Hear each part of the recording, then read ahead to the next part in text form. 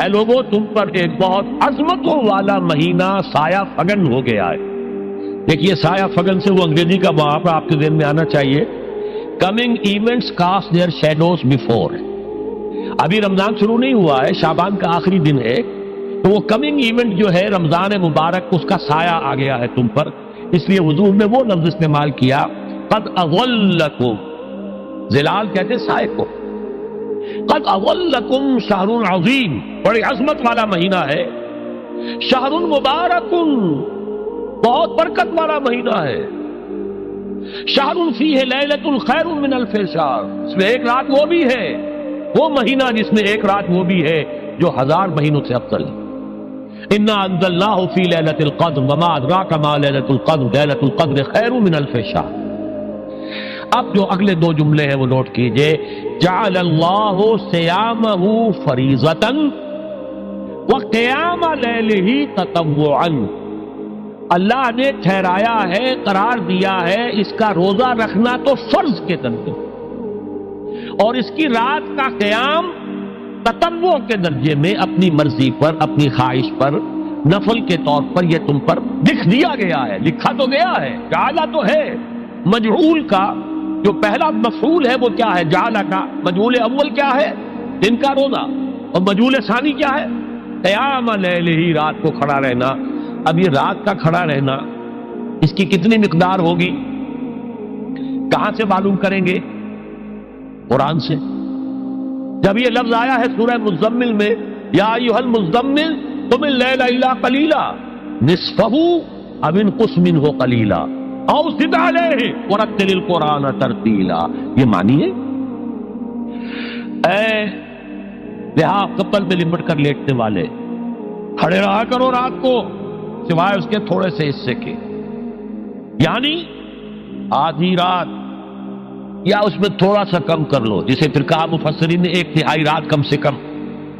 اور زد علیہ، یا آدھی پر بھی کچھ زیادہ کرو، یہ 2/3 رات ہو گئے. ورتل القرآن ترتیلا، اور قرآن کو اتارا کرو تھوڑا تھوڑا تھوڑا. یہ ترتیل، تفریل، تنزیل.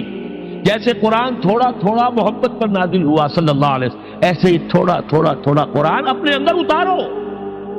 ہیمر اٹ ڈاؤن، اپنے ذہنوں میں اتارو، اپنے قلب میں اتارو. اس کے لیے رات کو کھڑے رہو. اور قیام اللیل کم سے کم 3 شب کے اوپر اطلاق ہوگا، اس سے کم پر تو اطلاق ہے ہی نہیں. اگلی حدیث پڑھیے. اور یہ ہے جو عام طور پر ہر مسجد میں بھی آج کل خوب یہ گونج رہی ہوگی، حدیث بیان ہوتی ہے، اس لیے کہ بخاری اور مسلم دونوں میں موجود ہے، متفق علیہ روایت ہے. اس سے اونچا تو درجہ سند کے اعتبار سے تو حدیث کا کوئی اور درجہ اس سے اونچا ہے نہیں. عن ابی ہریرہ رضی اللہ عنہ قال قال رسول اللہ صلی اللہ علیہ وسلم. حضرت ابو ہریرہ سے روایت ہے، آپ نے فرمایا کہ حضور نے ارشاد فرمایا من صام رمضان ایمانا و احتسابا غفر له ما تقدم من ذنبه. جس نے روزہ رکھا رمضان مبارک کے دوران اللہ پر یقین رکھتے ہوئے اور اس سے اجر و ثواب کے حاصل ہونے کی امید میں، اس کے تمام پچھلے گناہ معاف ہو جاتے ہیں. ومن قام رمضان ایمانا واحتسابا غفر له ما تقدم من ذنبه. اور جو کھڑا رہا رمضان کے دوران، کھڑا رہا ہے، جیسے ساما، میں نے شروع میں آپ سے عرض کر دیا تھا، یہ مصدر ساما یصوم صوما قام یقوم قیاما. ومن قام رمضان، جو کھڑا رہا رمضان کے دوران، پورے رمضان کے دوران کھڑا رہا، ایمانا و احتسابا کی شرط پھر وہی ہے، غفر له ما تقدم من ذنبه، وہی اجر اس کا بھی ہے. ومن قام لیلۃ القدر ایمانا و احتسابا غفر له ما تقدم من ذنبه. اور جو خاص طور پر لیلۃ القدر میں کھڑا رہا ایمان اور احتساب کے ساتھ، اس کے بھی پچھلے گناہ معاف ہو گئے. اب یہ قامہ اور ساما جیسے آ رہا ہے ایک دوسرے کے ساتھ پیرلل ہو کر، اس کو نوٹ کر. من صام رمضان من قام رمضان. کیا یہ 1 گھنٹے کی تراویح جو ہے اس پر پوری اترتی ہے؟ نسبت خاک را بعالم پاک کوئی اس میں ریشو پروپورشن جڑتی نہیں. اگلی حدیث بھی پڑھ لیجیے. یہ وہی آگے عبداللہ ابن عمرو بن العاص رضی اللہ تعالی عنہما، جن کے بارے میں میں نے عرض کیا تھا، بہت ہی زاہد منش، بڑے عابد، ہر روز روزہ اور پوری رات نماز پڑھتے تھے. پورا بھی ہے اس کے.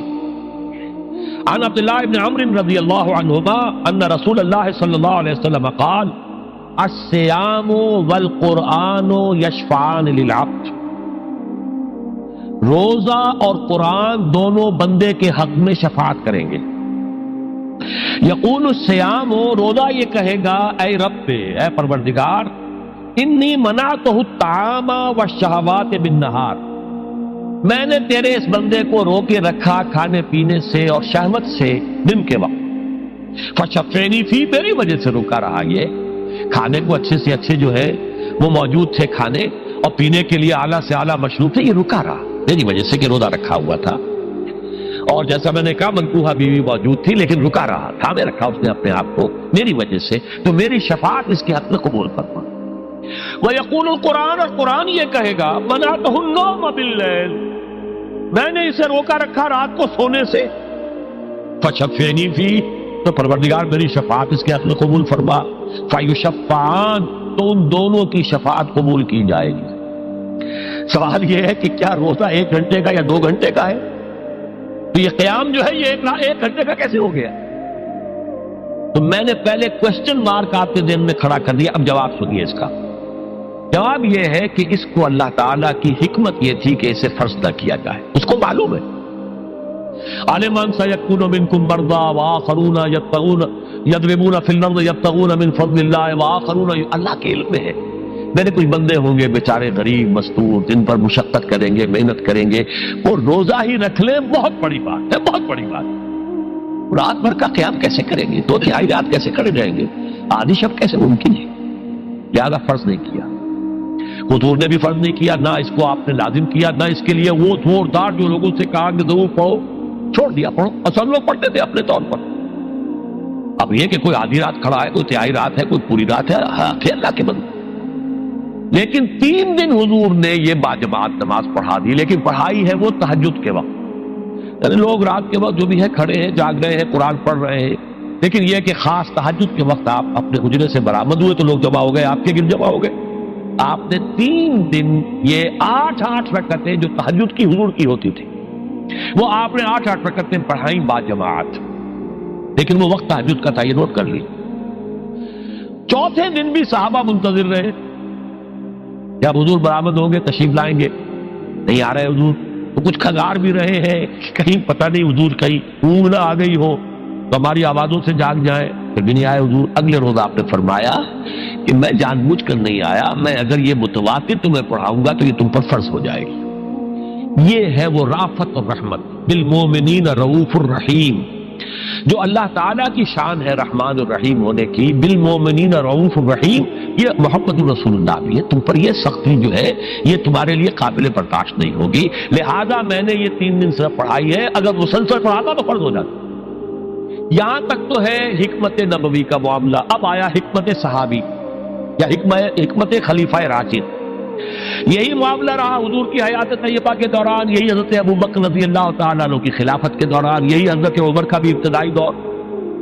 لیکن دور خلافت عمر فاروق کے دوران یہ واقعہ آیا کہ حضرت عمر داخل ہوئے مسجد میں، دیکھا رات کے وقت ابھی کوئی باجماعت تراویح کا کوئی انتظام نہیں تھا. آپ نے دیکھا کچھ لوگ مسجد کے اس کونے میں کھڑے ہیں، ایک حافظ ہے، سادے تو حافظ نہیں ہوتے تھے نا، تو کوئی حافظ ادھر، انہوں نے 5 6 7 8 آدمیوں نے کسی حافظ سے گزارش کی، وہ انہیں قرآن سنا رہا، وہ کھڑے سن رہے. کوئی دوسرے کونے میں ایک دم کٹا ہے، کوئی تیسری طرف ہے، کہیں ہے. تولیوں کے اندر لوگ جو ہے وہ قیام اللیل کا حق ادا کر رہے. آپ نے فرمایا کیا ہی بہتر ہو کہ یہ سب جمع ہو جائیں کہ امام کے پیچھے، اور پھر یہ کہ اسے عشاء کے ساتھ متصل رکھ دے، تاکہ جس کو کہتے ہیں عربی میں ما لا یترک کلہ لا یترک کلہ، اگر کوئی شے کل کی کل حاصل نہیں ہو سکتی تو کوئی شخص بھی مسلمان بالکل محروم نہ رہ جائے. کم سے کم یہ 20 رکعت تراویح تو پڑھے اور قرآن سن لے، تاکہ کسی نہ کسی درجے میں تو اس کا بھی حصہ ہو جائے اس کی برکات میں سے.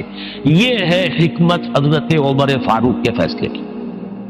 اور چونکہ حضور نے فرمایا علیکم بسنتی و سنت الخلفاء الراشدین المہدیین، تم پر لازم ہے کہ میری سنت کو اور میرے خلفاء راشدین کی سنت کو مضبوطی سے پکڑو. یہ وجہ ہے کہ فقہاء اربعہ جو ہیں ہمارے، وہ سب کے سب اس کو واجب کے درجے میں رکھتے ہیں، اس لیے کہ یہ فیصلہ حضرت عمر کا، عمر خلیفہ راشد ہیں رضی اللہ تعالی عنہ. لہذا یہ نظام بن گیا تراویح کا. اب میں اس کی نفی نہیں کر رہا، لیکن جو شخص سمجھتا ہے کہ اس سے اصل حکمت اور غرض و غایت پوری ہو گئی، وہ مغالطے میں مبتلا. یہ تو علی الاقل کم سے کم اس درجے میں کہ ہر مسلمان کم سے کم اس درجے تک تو جو ہے وہ کچھ نہ کچھ حاصل کر ہی لے، اور وہ اس سے محروم نہ ہو بالکل ہی. ما لا یدرک کلہ لا یترک کلہ، اس درجے میں حضرت عمر کا فیصلہ ہے، اور اسی کی وجہ سے ہمارے خلفاء، ہمارے جو ائمہ اربعہ انہوں نے قبول کیا ہے. اور یہی اس مسئلے کا حل ہو جائے گا. جو اہل حدیث حضرات اس کے اوپر جو ہے چیلنج بھی شائع کرتے ہیں، کوئی ثابت کر دے حضور سے 20 رکعتیں تو ہم اتنے لاکھ، ہم بھی کہتے ہیں کہ حضور سے ثابت نہیں ہے. کون کہتا؟ دعویٰ ہی نہیں. یہ تو حضرت عمر کا فیصلہ ہے، حضرت عمر کا فیصلہ، خلیفہ راشد کا فیصلہ، اس کو امت نے قبول کیا ہے، لہذا وہ نظام ہے، رہے گا. اور یہی جو ہے آپ کو معلوم ہے، حالانکہ یہاں اکثریت جو ہے وہاں پر وہ اہل حدیث حضرات کی ہے سعودی عرب میں، حرمین میں وہی 20 رکعت تراویح ہوتی ہے. اس لیے کہ وہ ان کا جو آفیشل مسلک ہے وہ مسلک حنبلی، حنفی نہیں ہے. وہ حنبلی مسلک میں بھی یہی ہے، شافعی میں بھی یہی ہے، مالکی میں تو 36 تک کی روایتیں موجود ہیں، 36 رکعت. لیکن یہ ہے کہ یہ ہے وہ 20 رکعت تراویح کا معاملہ. اس کی نفی میری بات سے نہ سمجھ لیجئے گا، وہ ٹھیک ہے، حضرت عمر کا فیصلہ ہے. پھر یہ کہ یہ آسان ترین ہے کہ عشاء کے ساتھ ہی متصل پڑھ لی. اور آج تو ہماری نیند کا کوئی حصہ اس میں جاتا ہی نہیں، کون سوتا ہے اس سے پہلے، سوال ہی پیدا نہیں ہوتا. لیکن یہ جو کہہ رہے ہیں کہ قرآن کہے گا میں نے اسے نیند سے روکے رکھا، اس کا حق کہاں ادا ہوا؟ اس کا حق تو ادا ہوگا کہ تہائی ورنہ نصف شب کے لگ بھگ آپ جاگے قرآن کے ساتھ. اب سمجھیے اس کی غرض و غایت کیا ہے. اگر قرآن رمضان کا یہ دوگنا پروگرام سامنے آ گیا، اصلاً جو مطلوب ہے دن بھر کا روزہ اور رات کے اکثر حصے کا کم سے کم نصف شب جو ہے اس میں جاگنا قرآن کے ساتھ.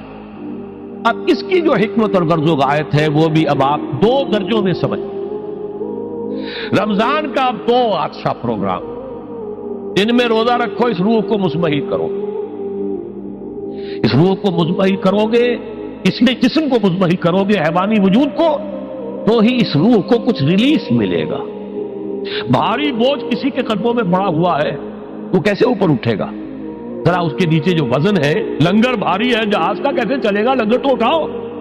تو اس طریقے سے وہ ذرا بوجھ سے اس کو تھوڑا سا دی. ہم اس کا تقابل کیجئے تو سورہ انفطار میں 4 مرتبہ آیا، اذا الشمس اذا السماء انفطرت واذا الكواكب انتصرت واذا البحار فجرت واذا القبور بعثرت علمت نفس ما قدمت واخرت. اب یہاں پر سپلٹ کر دیا گیا، جو حاضر کیا اس کی بھی 2 شکلیں ہیں، کیا آگے کیا کیا پیچھے کیا، یا کیا آگے بھیجا کیا پیچھے چھوڑا. یہ میں بعد میں تفصیل سے عرض کروں گا. تو نہایت گہری مناسبت جو ہے ان کے مابین موجود ہے، معنوی اعتبار سے جو بڑی گہری مناسبت ہے. اور میں نے بہرحال جتنی بھی تفاسیر کو دیکھا ہے، کسی کا بھی ذہن ادھر نہیں گیا ہے الحمدللہ کہ یہ بات بڑی ہی واضح ہو کر اجاگر ہو کر میرے سامنے آئی ہے. اصل میں ان دونوں صورتوں کے جو بعد کے حصے ہیں، بظاہر تو معلوم ہوتا ہے کہ یہ جو وحی کا سلسلہ یہاں بیان ہوا ہے اور حضرت جبرائیل اور حضور کی ملاقات اور رؤیت کا، اس کا گویا کہ ان کے مضامین سے کوئی خاص قریبی نسبت یا ظاہری نسبت نہیں ہے. لیکن جب آپ سورۃ الانفطار سے تقابل کریں گے تو وہ نسبت سامنے آئے گی. ان دونوں صورتوں میں گویا کہ ان لوگوں سے خطاب کیا جا رہا ہے جو اللہ کا تو انکار نہیں کر رہے، نہ ہی کسی واضح طور پر شرک کا وہ اظہار کر رہے ہیں. ان کی ساری گمراہی کیا ہے؟ یا تو ہے اعراض عن النبوہ والرسالہ، وحی کا انکار. وحی کے انکار کے کیا معنی ہے؟ رسالت کا انکار. نبی کو نبی بنانے والی شے جو ہے وہ وحی ہے.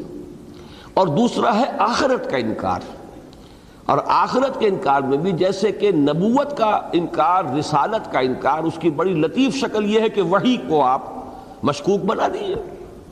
جب وحی مشکوک ہو گئی تو ظاہر بات ہے کہ نبوت اور رسالت کا سارا قصر جو ہے وہ دھڑام سے زمین پر آ گیا، اس لیے کہ اس کی تو ساری بنیاد ہی وہی پر ہے. اسی طریقے سے انکار آخرہ کی بھی ایک بہت ہی لطیف شکل ہے، جس کے لیے ایک لفظ میں نے پچھلی مرتبہ بھی استعمال کیا تھا، سٹل، بہت ہی لطیف. ایک تو چیز ہوتی ہے کہ جو بڑی کورس شکل میں سامنے آئے، عام آدمی بھی اس کو دیکھ لے. ایک یہ کہ بڑے لطیف انداز میں آ رہی ہو اور بڑی وہ یعنی یوں سمجھیے کہ ملمع شدہ شکل میں ہو جس کو دیکھنا مشکل ہو جائے، بہت ہی سٹل انداز جس کو انگریزی میں کہتے ہیں. وہ کیا ہے؟ انکار آخرہ کا وہ سٹل انداز یہ ہے ارے اللہ بڑا رحیم ہے، بڑا کریم ہے، کیا لے گا کسی کو جہنم میں جھونک کر؟ نہیں، یہ سب ایسے ہی ہے، بس بتا دیا ہے ذرا تاکہ لوگ درست ہو جائیں، یہ ایک ڈراوا ہے، صرف یہ ہے، ورنہ حقیقت میں کہاں اس کی شان رحیمی، کہاں اس کی شان غفاری، وہ رحیم ہے، ودود ہے، اس سے کہاں ہم یہ توقع کریں گے کہ وہ اپنی ہی پیدا کردہ مخلوق، اپنے ہی ہاتھوں کا بنایا ہوا انسان، خلقتہ بیدیا، خود فرمایا ہے میں نے اس انسان کو اپنے دونوں ہاتھوں سے بنایا ہے، کیا اسے آگ میں جھونک دے گا؟ نہیں نہیں، یہ ہونے والی بات۔ اب دیکھیے اس کا انداز کس قدر لطیف ہے، اور کتنا یہ انسان کے جو جذبات لطیفہ ہیں ان کو اپیل کرنے والا ہے۔ یہ دو ہیں در حقیقت کے جو گمراہی کے وہ سب سے بڑی بنیادیں۔ ایک کو لے لیا سورہ تکویر میں، یعنی وحی کو مشکوک بنا دینا۔ اجی کیا پتا، یہ کہتے ہیں کہ جبرائیل آئے ہیں، پتہ نہیں کوئی جن دیکھ لیا ہو انہوں نے، کوئی جو ہے بدروح جو ہے اس نے ان کے اوپر تسلط کر لیا ہو، آخر جن آ ہی جاتے ہیں لوگوں کے اوپر، ان پر بھی آ گیا ہوگا۔ ہم یہ نہیں کہتے کہ یہ جھوٹے ہیں، ہم یہ نہیں کہتے کہ یہ کوئی جان بوجھ کر ہمیں دھوکہ دے رہے ہیں، نہیں، بڑے شریف آدمی ہیں، بڑے نیک آدمی ہیں، واقعتاً صادق ہیں الامین، لیکن بھائی دھوکہ بھی تو آدمی کھا جاتا ہے، پورے خلوص سے کھا جاتا ہے، نیک نیتی سے کھا جاتا ہے، آخر جن بھی تو آ جاتا ہے۔ اب دیکھیے یہ بھی بڑا سٹل انداز ہے، وحی کو مجروح کر دیجئے، مشکوک بنا دیجئے، نبوت اور رسالت کا سارا قصر زمین پر۔ اسی طرح اللہ بڑا کریم ہے، بڑا رحیم ہے، اب اس کے حوالے سے آخرت کی نفی کر دیجئے، نہیں جی جہنم وہنم کوئی شے نہیں ہے، یہ کوئی نہیں ہونے والی بات نہیں ہے۔ یہ دو چیزیں ہیں کہ جو انسان کی گمراہی کے بڑے ہی لطیف انداز ہیں، ان میں سے ایک کو سورہ تکویر میں لے لیا اور دوسرے کو سورہ انفطار میں۔ تو یہ گویا کہ ان کے مابین بہت ہی یعنی گہری معنوی مناسبت ہے۔ باقی یہ کہ جو دو الفاظ جو آئے ہیں، اذا النجوم انکدرت سورہ تکویر میں، اور اذا الکواکب انتصرت وہ یہاں اب سورۃ الانفطار میں آئیں گے، کس قدر قرب ہے۔ اسی طریقے سے اذا البحار سجرت سورہ تکویر میں، اذا البحار فجرت یہ سورہ انفطار میں، کس قدر لفظی مناسبت ہے، قرب ہے۔ آسمان کا ذکر جو ہے سورۃ الانفطار شروع سے ہو رہی ہے، اذا السماء انفطرت، لیکن یہ کہ سورۃ تکویر کے اندر درمیان میں آیا ہے، وَإِذَا السَّمَاءُ كُشِطَتْ، تو گویا کہ تین جو ہیں وہ تو بہت ہی مشابہت کی حامل ہیں آیات، اس اعتبار سے لفظی مناسبت بھی ہے، گویا کہ آغاز کی مناسبت، مرکزی مضمون کی مناسبت، معنوی اعتبار سے دونوں کا مل کر مضمون کو مکمل کرنا، کہ ان کا انسان کی ضلالت اور گمراہی کے جو نہایت لطیف انداز ہیں ان میں سے ایک ہے وحی کو مجروح کر دینا، مشکوک بنا دینا، تاکہ نبوت و رسالت کا پورا قصر زمین پر آ جائے۔ ایک ہے اللہ کی شان رحیمی کے حوالے سے دھوکہ دینا کہ یہ کوئی آخرت واخرت نہیں ہے۔ یہ دو چیزیں ہیں کہ جو نہایت لطیف انداز میں انسان کی گمراہی کا ذریعہ بن سکتی ہیں، اور دونوں ان دونوں صورتوں میں آ گئی۔ اب آئیے آگے چلیں ہم۔ اس کی جو ابتدائی یہ 4 آیات ہیں، ان میں فقہ اللغہ کا ایک لفظ میں اس سے پہلے استعمال کرتا رہا ہوں، فقہ اللغہ۔ یہ اصطلاح ہے کہ لغت کا گہرا فہم حاصل کرنا۔ عربی زبان میں خاص طور پر ایک خاص اس کا وصف ہے، اور وہ یہ ہے، یہ تو سب کو معلوم ہے کہ اس کے 99.9% الفاظ وہ ہیں جو 6 حرفی مادے سے بنتے ہیں، بہت کم ہیں، معدود چند، اسے آپ رباعی اور خماسی کہتے ہیں، ورنہ ثلاثی ہیں، 3 حرفی مادے سے الفاظ بنتے ہیں۔ اور ان میں یہ ہے کہ جو الفاظ جن کے مادوں میں مشابہت ہوتی ہے، کوئی اشتراک ہوتا ہے حروف کا، ان کے معنی میں بھی قرب ہوتا ہے۔ وہ جو قرب معنوی ہے کہ جو حروف اصلیہ ہیں ان کی مشابہت کی بنا پر یہ خود یعنی عربی زبان کا ایک گہرا فہم حاصل کرنے کے لیے یہ خود اپنی جگہ پر فقہ اللغہ، اس پر کتابیں لکھی گئی ہیں۔ فقہ کے معنی ہے گہرائی میں اتر کر کسی شے کو سمجھنا، تو عربی زبان کو سمجھنا ظاہر بات ہے اس کی پہلی الف بیت تو یہی ہوگی کہ آپ کو صرف کے قواعد آتے ہوں، نحو کے قواعد آتے ہوں، لیکن یہ کہ پھر معانی ہے، بیان ہے، لیکن ایک اس کا جو شعبہ ہے وہ یہ بھی ہے کہ فقہ اللغہ۔ تو میں آج کی ان 4 آیات کے حوالے سے چند الفاظ پر گفتگو کروں گا جس کا تعلق خاص طور پر عربی زبان کے اس پہلو سے۔ فرمایا اذا السماء انفطرت، جب کہ آسمان پھٹ جائے گا۔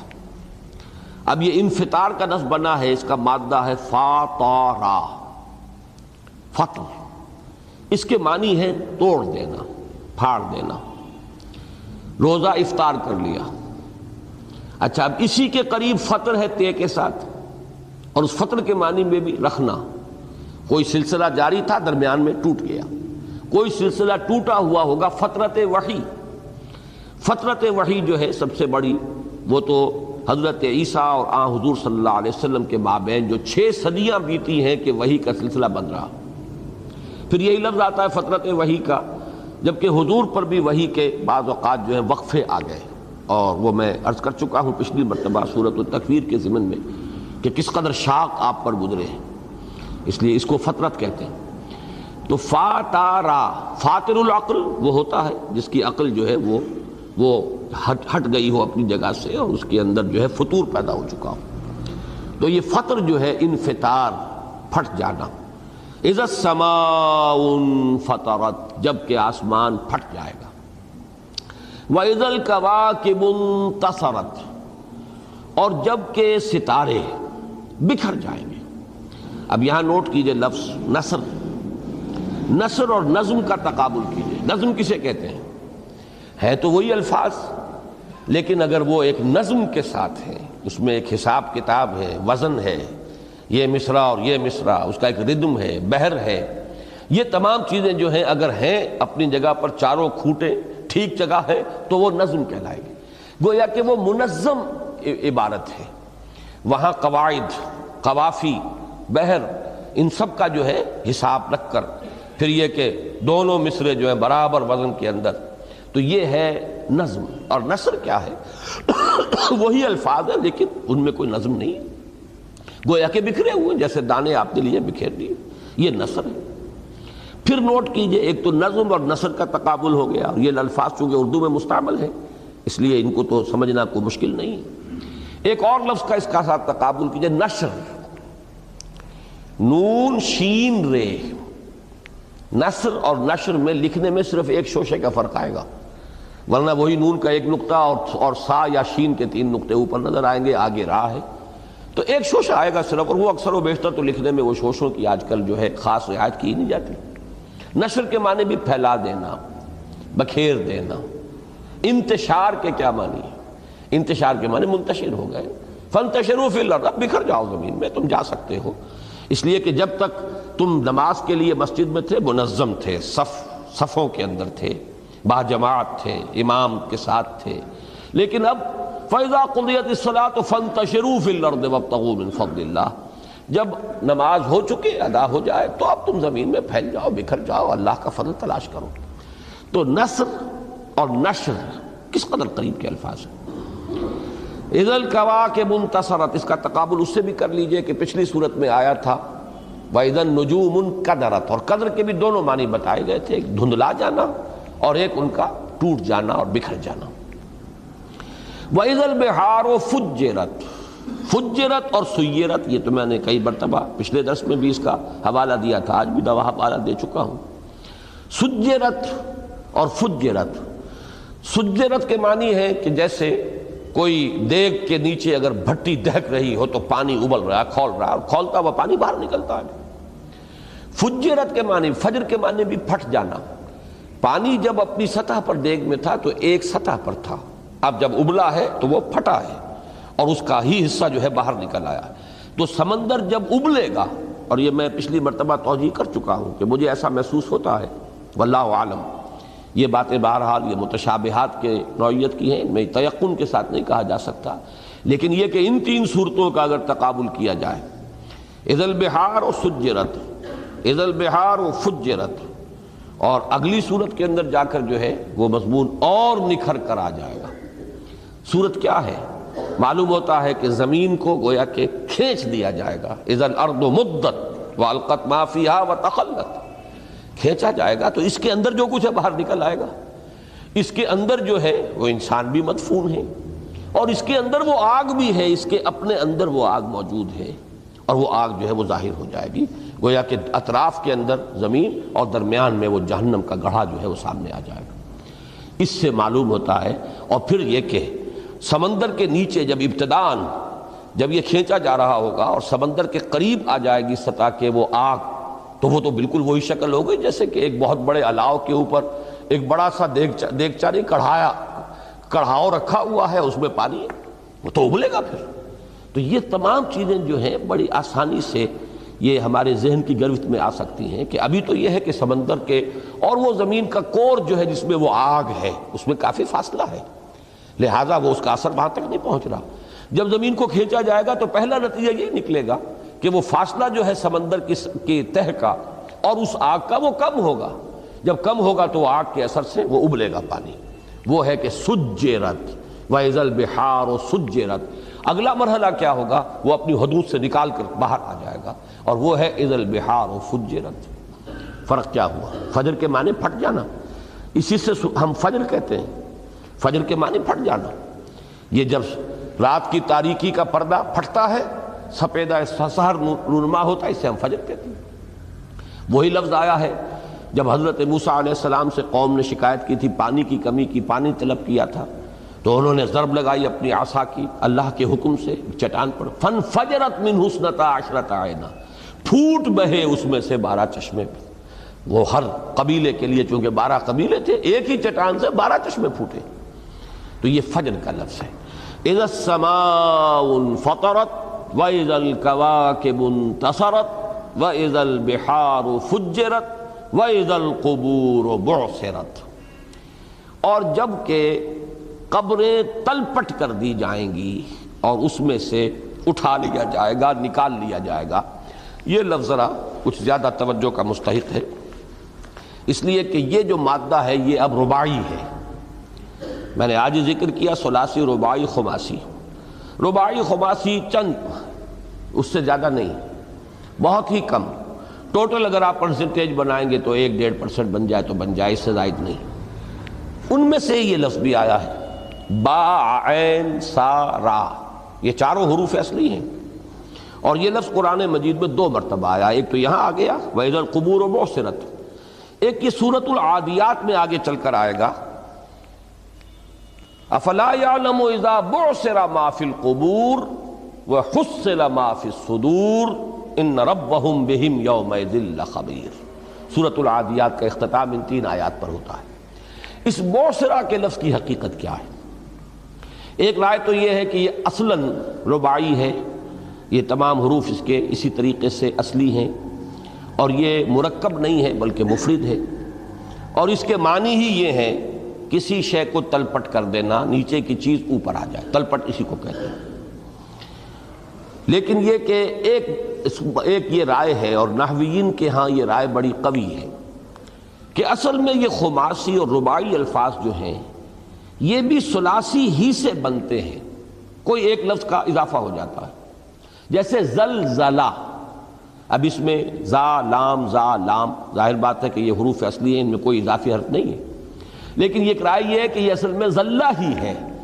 زا لام یہ مادہ آتا ہے پھسلنے کے لیے، کسی چیز کے جو ہے وہ اپنی جگہ سے ہٹ جانے کے لیے، تو زلزلہ ایک کیفیت پیدا کرنے کے لیے اسی میں ایک لفظ کا اضافہ کر دیا گیا، ورنہ اصل میں جو حروف اصلی ہیں وہ زلہ، زے لام ہی۔ ایک یہ رائے بھی ہے کہ بعض جگہ پر 2 حروف کو جوڑ کر ایک حرف بنا دیا جاتا ہے، جیسے بسملہ، جب ہم کہتے ہیں بسم اللہ الرحمن الرحیم، بسم اللہ جب کہا تو اب اس کو کہا جائے گا بسملہ۔ بسملہ بے اسم تو پورا آ گیا اس میں، اور اللہ کا صرف لام لے لیا گیا اور اس سے ایک لفظ بنا دیا گیا، جو گویا کہ ویسے تو رباعی نظر آ رہا ہے، بے سین میم لام، لیکن حقیقت میں یہ اصل میں تو جو 2 الفاظ ہیں ان میں سے ایک کا صرف ایک گویا کہ ٹوکن لے لیا گیا ہے لام، اور باقی دوسرا لفظ جو ہے وہ پورا کا پورا موجود ہے، بسم اللہ، اللہ میں صرف لام، بسملہ یہ لفظ بن گیا۔ اسی طریقے سے یہ بنا ہے بعثرہ۔ بعثرہ میں باس پورا ہے، اور را جو ہے یہ اسیرہ کا ہے۔ بعثرہ، بعثہ و اسیرہ، اٹھایا گیا اور پھر کسی چیز کو اٹھا لینا اور اس میں سے کوئی چیز نکال لینا، یہ ہے۔ تثیر الارض کا لفظ آیا ہے سورہ بقرہ میں، جب ہل چلاتا ہے کوئی جانور یا انسان پیچھے ہے تو وہ جو اس کی نوک ہے وہ زمین کو تلپٹ کرتی ہے، اٹھاتی ہے، اور پھر یہ کہ اس میں کوئی چیز نکالتی ہے۔ یہ جو کیفیت ہے تو در حقیقت یہ بعثہ و اسیرہ، بعثہ پورا آ گیا، بعثرت اور اسیرہ میں سے صرف را لے لی گئی۔ بہرحال یہ تو اس کی ہوئی شرح، باقی جو اس کے اصل معنی ہے وہ یہ ہے زمین کا تلپٹ ہو جانا، اندر سے جو کچھ ہے وہ باہر نکل کر سامنے آ جانا۔ اس کے معنی میں وَإِذَا الْقُبُورُ بُعْثِرَتْ، جبکہ زمینیں جبکہ قبریں تلپٹ کر دی جائیں گی اور جو اس میں مردہ دفن ہیں موجود ہیں وہ اس میں سے نکال لیے جائیں گے۔ یہ 4 آئیں آیات اذا السماء انفطرت واذا الكواكب انتصرت واذا البحار فجرت واذا القبور بعثرت۔ اب اس کے بعد وہ آیت آ گئی علمت نفس ما قدمت واخرت، اس وقت جان لے گی ہر جان کیا آگے بھیجا کیا پیچھے چھوڑا، یا کیا آگے کیا کیا پیچھے کیا۔ یہ دونوں ترجمے ہوں گے اور یہ پوری تشریح میں اس کی کر چکا ہوں سورۃ القیامہ کے ضمن میں۔ وہاں فرمایا گیا ہے يُنَبَّأُ الْإِنسَانُ يَوْمَئِذٍ بِمَا قَدَّمَ وَأَخَّرَ، جتلا دیا جائے گا ہر انسان کو اس دن کہ کیا اس نے آگے بھیجا یا آگے کیا، یا پیچھے چھوڑا یا پیچھے کیا۔ یہ دونوں ترجمے بار بار میں دہرا رہا ہوں اور اس کی وضاحت تو وہاں ہوئی تھی لیکن اب پھر کیے دیتا ہوں۔ اصل میں انسانی اعمال کے ایک طرف تو یوں آپ سمجھیے کہ 2 رخ ہیں۔ جو عمل بھی ہم نے کیا ہے اس وقت وہ گویا کہ ہم نے اپنے سے آگے بھیج دیا ہے اللہ کے ہاں، وہ ڈپازٹ ہو گیا ہے اللہ کے اس اعمال نامے میں، فیڈ ہو گیا، اللہ کے حساب میں جمع ہو گیا۔ آپ نے کوئی پیسہ خرچ کیا ہے اللہ کے بینک میں جمع ہو گیا، نیکی کی ہے وہ بھی اس کمپیوٹر میں فیڈ ہو گئی اور بدی کی ہے وہ بھی اس میں فیڈ ہو گئی، وہ تو آگے بھیج دیا۔ لیکن ہر عمل کے کچھ آثار ہوتے ہیں جو بعد میں بھی باقی رہتے ہیں۔ آپ نے ایک بری رسم ایجاد کی، اب لوگ اس پر چل پڑے، جب تک لوگ اس بری رسم پر عمل پیرا رہیں گے آپ کے حساب میں گناہ کا اندراج ہوتا رہے گا، یہ آپ کے بعد سلسلہ جاری رہے گا۔ یہ گویا کہ ایک تو آپ کہتے ہیں نا کہ صدقہ جاریہ، یہ سیئہ جاریہ ہے، یہ وہ برائی ہے جو جاری رہے گی، آپ کے حساب میں درج ہوتی رہے گی۔ آپ نے شروع کیا تھا، آپ شروع نہ کرتے تو لوگوں کے لیے یہ راہ کھلتی ہی نہ۔ اسی طریقے سے اگر آپ نے کوئی نیکی کا کام کیا، اس کے اثرات جب تک دنیا میں اس کے اثرات جاری رہیں گے وہ آپ کے حساب میں بھی اس کا اندراج ہوتا رہے گا۔ کوئی آپ نے خیر کا کام کیا، اس سے خیر پھیلا، اسی کو صدقہ جاریہ کہتے ہیں۔ سب سے بڑا صدقہ جاریہ نیک اولاد ہے، آپ نے انہیں صحیح رخ کے اوپر ڈالنے کی کوشش کی، صحیح تربیت دی، صحیح تعلیم ہوئی، ان سے جو بھی خیر پھیلے گا اور پھر ان کے ذریعے سے جن تک خیر پہنچے گا، ان سے آگے جن کو پہنچے گا، اس سب کا حساب جو ہے وہ آپ کے حساب میں بھی درج ہوتا رہے گا۔ تو گویا کہ عمل کا ایک حصہ وہ ہے جو خود ہم نے اپنے ہاتھوں اپنی زندگی ہی میں آگے بھیج دیا، قدمہ کے معنی آگے کرنا، آگے بھیجنا۔ ایک وہ ہے جو پیچھے چھوڑ کر جا رہے ہیں ہم، وہ نیکیاں بھی ہو سکتی ہیں، سیئات بھی ہو سکتی ہیں، سیئہ جاریہ بھی ہو سکتا ہے اور وہ بھلائیاں بھی ہو سکتی ہیں، حسنہ جاریہ یا صدقہ جاریہ وہ جاری رہے گا۔ ایک اس کا مفہوم اور ہے، اور وہ مفہوم یہ ہے کہ ہر معاملے میں انسان ایک دوراہے پر کھڑا ہوتا ہے اور اسے یہ فیصلہ کرنا ہوتا ہے میں کس شے کو مقدم رکھوں، کس کو مؤخر رکھوں۔ بحیثیت مجموعی تو ہم فیصلہ جو اس دنیا میں کرتے ہیں اور ہر شخص اپنے گریبان میں جھانکے صرف معلومات میں اضافے کے لیے قرآن مجید کا پڑھنا یا سننا جو ہے وہ کوئی اچھی بات نہیں ہے۔ دروں بینی ساتھ ساتھ ہونی چاہیے، اپنے من میں جھانک کر آدمی دیکھے میں کہاں کھڑا ہوں۔ من کیم در یوم دین، بڑا پیارا شعر ہے، جان جملہ علم ہائی نستوئیں تابع دانی من کیم در یوم دین۔ تمام علم کا خلاصہ لب لباب، پورے علم کی جان یہ ہے کہ تمہیں یہ معلوم ہو، تم یہ سوچو غور کرو کہ قیامت کے دن میں کہاں کھڑا ہوں گا، کدھر ہوں گا، اصحاب الیمین میں ہوں گا کہ اصحاب الشمال میں ہوں گا۔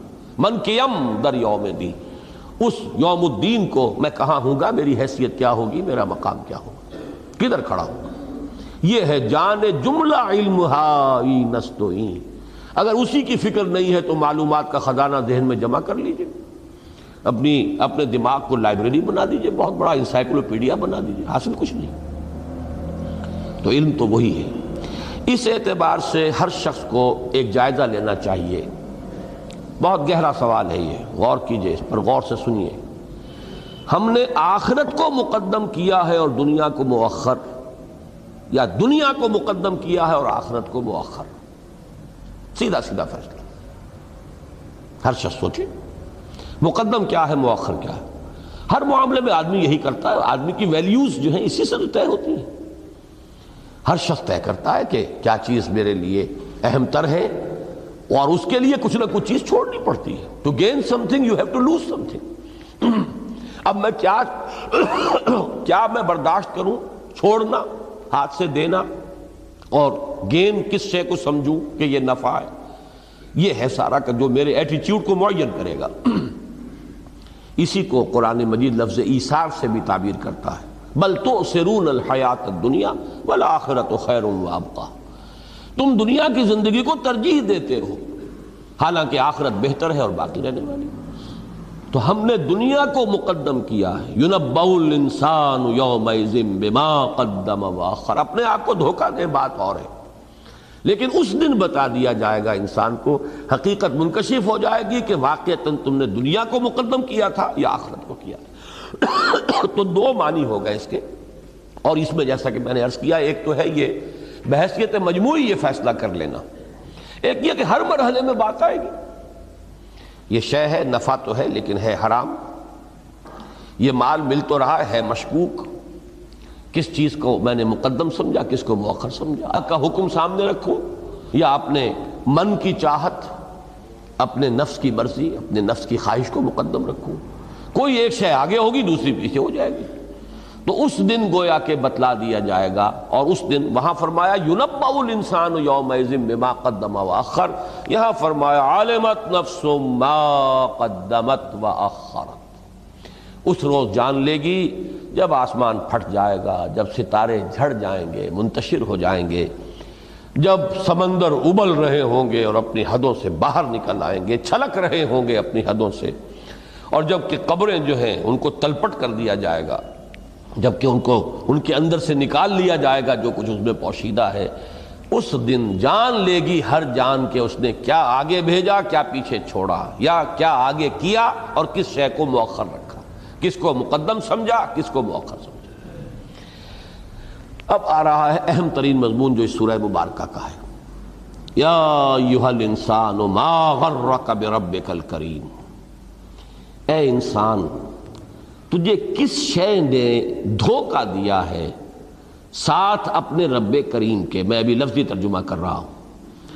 اور ماں ویسے آتا ہے غیر ذوی العقول کے لیے، لیکن کبھی کبھی یہ ذوی العقول کے لیے بھی آ جاتا ہے. تو ماں گویا کہ من کا قائم مقام بھی ہو سکتا ہے، اس لیے کہ ابھی آگے چلیں گے ہم سورۃ الشمس میں وہ جو ماں بار بار آتا ہے، وہ وما طحاہا والارض وما طحاہا ونفس وما سواہا.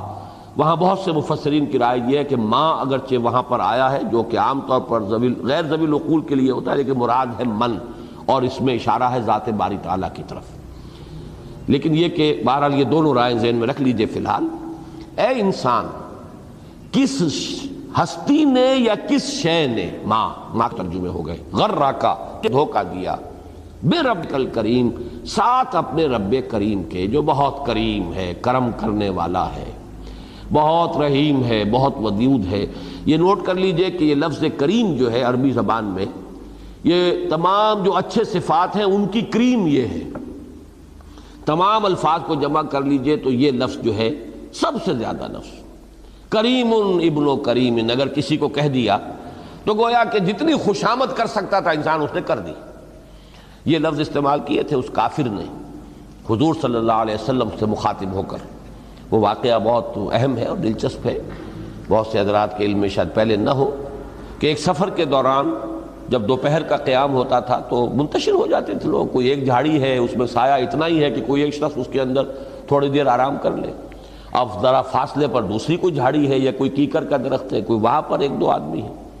تو حضور تنہا رہ گئے تھے ایک کیکر کے درخت کے نیچے. تو آپ کے آس پاس کوئی مسلمان نہیں تھا. آپ نے اپنی تلوار جو ہے کیکر کی اس درخت کی ایک شاخ کے ساتھ ٹانگ دی اور لیٹ گئے، استراحت فرما رہے، سو گئے. ایک کافر کا، دشمن کا وہاں سے گزر ہوا، اسے موقع مل گیا. اس سے زیادہ سنہری موقع کیا ہوگا. ساری کل جو ہے میں ختم کر دوں آج ایک ہی وار میں، نہتا انسان ہے، زمین پر لیٹا ہوا ہے، تلوار جو ہے لٹکی ہوئی ہے، تلوار حضور ہی کی اس نے کھینچی، سونتی، اور اس سے حضور کی آنکھ کھلی۔ اب آپ تصور کیجئے حضور لیٹے ہوئے ہیں زمین پر، تنہا ہے، کوئی آس پاس نہیں ہے، اس نے تلوار کھینچ کر کہا اے محمد صلی اللہ علیہ وسلم اب بتاؤ تمہیں مجھ سے کون بچائے گا، کون بچا سکتا ہے؟ حضور کا وہ جو ایمان کامل کہیے، آپ نے فرمایا اللہ، اللہ بھی بچا سکتا ہے چاہے کچھ بھی ہو، قدرت کاملہ تو اس کی ہے، یہ سارے اسباب جو ہیں وہ اس کے محتاج ہیں، وہ اسباب کا محتاج نہیں ہے۔ اس یقین کا جو ہے کچھ ایسا اس پر اثر ہوا، اتنی دہشت بیٹھی کہ کانپ گیا اور تلوار ہاتھ سے گر گئی۔ اب حضور نے تلوار لی کہ اب تم بچاؤ، تمہارے خیال میں تمہارے لیے اب بچت کہاں سے ہے؟ ہاتھ جوڑ دیے، کریم ابن کریم، آپ تو بڑے کریم انسان ہیں، کریم النفس، اور ایک کریم النفس انسان کے بیٹے ہیں۔ گویا کہ کل لجاجت اور کل جو ہو سکتی تھی خوشامد وہ ان دو الفاظ میں آ گئی، کریم ابن کریم۔ خیر حضور نے فرمایا ٹھیک ہے میں تمہاری جان بخشی کرتا ہوں، ایک وعدہ کرو آئندہ مسلمانوں کے خلاف کسی جنگ میں شریک نہ ہونا۔ اس نے کہا ٹھیک ہے میں عہد کرتا ہوں۔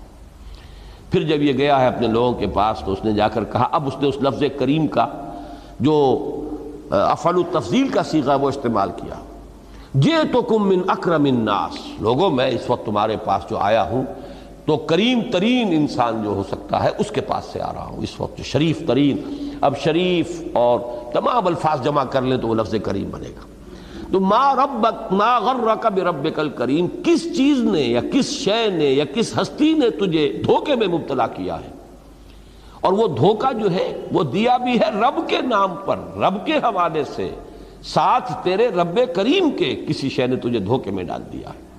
یہ ہے وہ مرکزی مضمون جس کے حوالے سے میں ذرا آج بہت سی باتیں جو منتشر طور پر کبھی جو ہے باقی چیزوں کو جمع کرنے کی بھی میں نے کوشش کی ہے، لیکن آج چاہتا ہوں کہ یہ انکار آخرت کی جو مختلف صورتیں ہیں، چونکہ میں کہہ رہا ہوں یہ سب سے زیادہ سٹل انداز ہے انکار آخرت کا، سب سے زیادہ لطیف، لہذا ذرا وہ باقی صورتیں جو ہیں انکار آخرت کی ان کو بھی دوبارہ ذہن میں تازہ کر لیں۔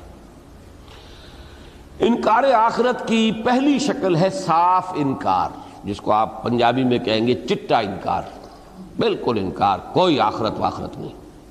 اس کے بھی دو حصے ہیں، ایک تو یہ کہ وہ ایسی ناقابل یقین شے ہے، بلکہ یہ کہ ناقابل ذکر شے ہے، کسی دلیل کی بھی حاجت نہیں، کوئی آخرت نہیں ہے، جس کو آپ کہتے ہیں کیٹیگوریکل ڈینائل۔ وہ تو یہ ہے کہ جو میں اب 3 آیات آپ کو سنا رہا ہوں، سورۃ الانعام، سورۃ المومنون، سورۃ الجاثیہ میں، وَقَالُوا إِنْ هِيَ إِلَّا حَيَاتُنَا الدُّنْيَا وَمَا نَحْنُ بِمَبْعُوثِينَ، اور وہ کہتے ہیں کہ نہیں ہے مگر ہماری یہی دنیا کی زندگی، اب ہرگز نہیں اٹھائے جائیں گے، بس یہی زندگی اور کوئی زندگی نہیں۔ صاحب یہ ڈھکوسلا ہے، خام خواہ کی دھونس ہے جو ہم پر جمائی جا رہی ہے۔ سورہ مومنون میں فرمایا ان ہی الا حیاتنا الدنیا نموت ونحیا وما نحن بمبعوثین، نہیں ہے سوائے دنیا کی زندگی کے کوئی اور زندگی، ہم خود جیتے ہیں خود مرتے ہیں اور دوبارہ اٹھائے جانے کا کوئی امکان نہیں۔ یہی بات فرمائی ہے، اور یہ اس موضوع پر سب سے زیادہ گمبھیر آیت ہے۔ وقالوا وما هي الا حیاتنا الدنیا نموت ونحیا وما یہلکنا الا الدہر، نہیں ہے کوئی زندگی سوائے اس دنیا کی زندگی کے۔ سورہ جاثیہ کی آیت ہے یہ، ہم خود ہی جیتے ہیں خود ہی مرتے ہیں، اور ہمیں ہلاک کرنے والی بھی کوئی ہستی نہیں ہے کہ اللہ موت وارد کرے گا، وہ دہر ہے بس۔ یہ دہر جو ہے گردش فلک ہے، یہ دہر ہے، یہ زمانہ ہے، بس یہی ہے، اسی کی گردش سے کچھ ظاہر ہو جاتا ہے کچھ مٹ جاتا ہے، باقی یہ کہ کوئی اور، اس میں تو گویا کہ اللہ کا بھی انکار اور آخرت کا بھی انکار۔ تو یہ تو اس چٹے انکار اور صاف انکار کی پہلی شکل ہے۔ صاف انکار کی دوسری شکل یہ ہے کہ یہ ناممکن ہے، استبعاد، اذا متنا وکنا ترابا ذالک رجل بعید، جب ہم مر جائیں گے اور مٹی ہو جائیں گے، یہ تو بڑی دور کی کوڑی لا رہے ہو، یہ لوٹنا جو ہے یہ تو محال ہے، ناممکن ہے۔ کہیں کہتے تھے ہے ہاتھ لما توعد، کیا عجیب بات ہے، کیا غلط بات ہے، کتنی انہونی بات ہے جس کی کہ تمہیں خبر دی جا رہی ہے۔ لوگوں سوچو تو صحیح، کیسی بات، یہ تو عقل سے بالکل ہی گری ہوئی بات۔ کہیں کہا جاتا تھا اذا مزقتم کل ممزق جب تم جو ہے بالکل ریزہ ریزہ کر دیے جاؤ گے. آج کا نوجوان کہے گا جب ہمارے ایٹمز بھی جدا ہو جائیں گے، نیوٹرونز اور پروٹونز بھی کبھی پتہ نہیں کہاں سے کہاں چلے جائیں، دوبارہ کیسے جمع کر دیا جائے گا؟ یہ دوسری شکل ہے استبعاد. تو جو بھی اس وقت کا معاشرہ تھا عرب کا، اس میں انکار آخرت کی یہ دو صورتیں تو ہیں کھلی انکار کی صورتیں. تیسری صورت جو ہے اس کو ویسے میری بسم اللہ اولہ آ رہا تو میں رہا ہوں کہ میں جو رہا ہوں آپ کو کہ آخرت کی انکار کی کیا کیا صورتیں ہیں، اس کی میں نے اپنی جگہ پر ایک نمبرنگ کی ہے. اس میں یہ ہے کہ ایک کے پھر دو حصے ہو گئے. اس اعتبار سے تو تیسری بات کہہ رہا ہوں، لیکن میرے اس حساب میں یہ دوسری بات ہے. یعنی صاف انکار اس کی دو شکلیں نہیں ہیں، کوئی زندگی نہیں، اور دوسری شکل ممکن نہیں ہے، ناممکن العمل ہے، کیسے زندہ کر دیے جائیں گے. اب جو دوسرا جو اس کا ہوگا ہیڈنگ وہ یہ کہ دل ٹھکتا نہیں ہے. جو تم بات کہتے ہو کچھ نہ کچھ تو دل کو لگتی تو ہے، کم سے کم یہ کہ دماغ تو تسلیم کرتا ہے کہ انسان کا ایک مورل ایگزسٹنس ہے، اس کی ایک اخلاقی وجود ہے، ذمہ داری کا احساس اسے اپنے اندر محسوس ہوتا ہے. تو اب کہیں نہ کہیں تو جواب دہی ہوگی. اگر یہ مورل لا جسے کہا ہے کانٹ نے، اگر یہ ایلیوژن نہیں ہے، حقیقت ہے، نیکی نیکی ہے اور بدی بدی ہے، تو بدلہ تو ملنا چاہیے، نیکی کی جزا ملنی چاہیے، بدی کی سزا ملنی چاہیے. یا تو یہ کہیں کہ کوئی نیکی نیکی نہیں، بدی بدی نہیں، nothing is good or bad, only thinking makes it so. لیکن یہ شاذ ہی لوگ ہوں گے جو یہ بات ماننے کو تیار ہو جائیں. فطرت انسانی جانتی، اسی لیے قسم کھائی قرآن مجید میں لا اقسم بالنفس اللوامہ. تمہارے اپنے اندر کانشنس نام کی ایک شے ہے نا، کاٹتی ہے تمہیں، پرک کرتی ہے کہ نہیں؟ تمہارا یہ ضمیر ہے، ملامت کرتا ہے کہ نہیں کرتا؟ معلوم ہوا کہ فطرت کے اندر نیکی اور بدی کا جو ہے رجحان ہے، اور اس کے تمیز کرتی ہے فطرت انسانی. تو اب اس کا بدلہ نتیجہ نکلنا چاہیے. تو بات تمہاری وزنی ہے لیکن دل ٹھکتا نہیں. ان نظن الا ظنا وما نحن بمستيقنين، یہ بھی سورۃ الجاثیہ کی آیت. گمان تو ہم کچھ کرتے ہیں، ہوتا ہے کچھ گمان سا کہ جو بات کہہ رہے ہو واقعی کچھ لگتی ہے بات معقول، لیکن دل نہیں ٹھکتا، یقین نہیں ہوتا. اور یقین نہیں ہوگا تو بے یقینی پر عمل کا دار و مدار تو ہو ہی نہیں سکتا. وہ تو بے یقینی کے ساتھ تو جو عمل ہوگا وہ وہی ہوگا جو انکار کے ساتھ عمل ہوگا. عمل پر اثر انداز ہوگا یقین. اب تیسرا ہے مین ہیڈنگ، اور یہ بہت اہم ہے. بظاہر اقرار لیکن در حقیقت انکار. مانتے ہیں ہاں جی ہاں آخرت ہے، جانا ہے اللہ کے ہاں، ہم مانتے ہیں اللہ کو، یہ بھی جانتے ہیں کہ جانا ہے، لیکن اب یہ لیکن، اس لیکن کی تین شکلیں ہیں. نمبر ایک، بلکہ اس کی بھی دو بڑی شکلیں کیجئے. نمبر ایک، شفاعت باطلہ ہے، جزا و سزا ہے، جنت دوزخ ہے، ٹھیک ہے، لیکن ہمارے سفارشی موجود ہیں. ہم جو آخر ان کو ڈنڈوت کرتے ہیں، ان کے حلوے مانڈے ہم کرتے ہیں، چادریں چڑھاتے ہیں، کہیں جا کر کچھ اور کرتے ہیں، دیگ چڑھاتے ہیں، یہ آخر کس لیے کرتے ہیں؟ ہؤلاء شفعاؤنا عند اللہ، یہ ہمارے سفارشی ہیں. سیاں بے کوتوال لڑکا ہے کا. لہذا یہ شفاعت باطلہ کا تصور کہ کوئی ہستیاں ایسی ہیں جو چھڑوا لیں گی. کسی کا اتنا زور چلتا ہے کہ وہ اللہ کے فیصلے کے آگے آڑ بن کر کھڑا ہو جائے گا. نہیں جی یہ تو میرے ہیں، ان سے کوئی معاملہ نہیں. یہ شفاعت باطلہ ہے. گویا کہ مانا آپ نے، نتیجتاً نہ ماننا برابر ہو گیا، ماننا نہ ماننا برابر. جب خوف ہی پیدا نہیں ہوا، جب احساس ذمہ داری ہی پیدا نہیں ہوا، تو شفاعت باطلہ کا تصور یہ گویا کہ اقرار ظاہری آخرت کا لیکن حقیقت میں انکار، اس کی سب سے نمایاں شکل ہے. دوسری ہے وہ شے جس کو میں تین حصوں میں پھر مزید تقسیم کر رہا ہوں. دوسری شے یہ کہ ہاں جی ہے جنت دوزخ، ٹھیک، حساب کتاب، لیکن ہم تو اللہ کے چہیتے ہیں، لاڈلے ہیں، خصوصی اس کی نگاہ کرم ہے ہم پر، لہذا ہمارے ساتھ وہاں بھی ترجیحی سلوک ہوگا جو دنیا کے ہمارے معیارات ہیں. ہمارا معاملہ مختلف ہوگا، لوگوں کا جو بھی معیارات ہوں گے ججمنٹ کے وہاں پر وہ ہمارے لیے نہیں ہے، ہمارے ساتھ خاص معاملہ ہے، ترجیحی معاملہ ہے، اس لیے کہ ہم لاڈلے ہیں، چہیتے ہیں۔